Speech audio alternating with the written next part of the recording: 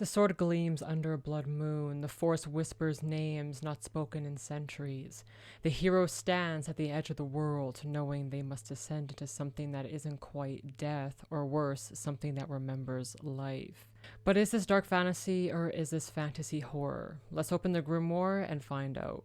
Dark fantasy and fantasy horror are close siblings, often dressed in the same cloaks. They both walk the line between wonder and dread, both thrive in strange ancient lands soaked in myth and blood, and both are allergic to happy endings. But the difference lies in intent. Dark fantasy may disturb and hurt, but fantasy horror wants to terrify you.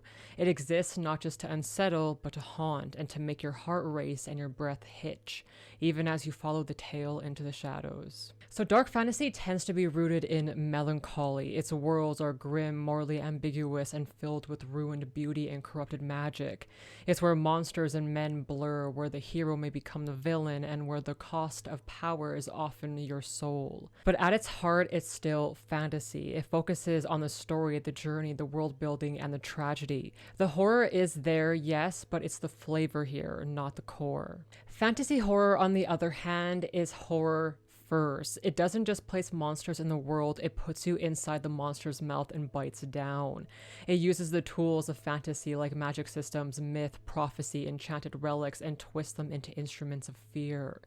The pages of the grimoire bleed. The chosen one was chosen by something that shouldn't exist, and the ancient god doesn't bring blessings, only madness. Here, the quest leads not to glory, but to doom, and magic doesn't solve the problem, but rather it is the problem. In dark fantasy, the fear is usually emotional, with emotions like despair, hopelessness, and the crushing weight of a cruel world. In fantasy horror, fear is visceral. It wants your reader to squirm, to dread what's behind the door, to question reality, and to scream. If dark fantasy lingers in grief, fantasy horror walks hand in hand with terror. Think of it this way: dark fantasy is gothic, slow burning, and tragic. Fantasy horror is fevered, hallucinatory, and dangerous.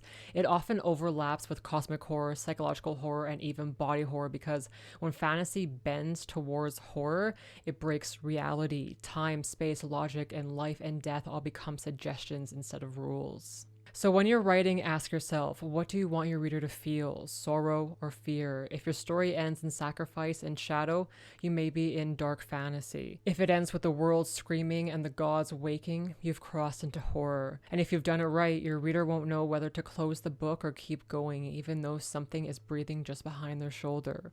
Because that's the secret. In fantasy horror, the story doesn't end with "they lived happily ever after." It ends with "they lived long enough to wish they didn't."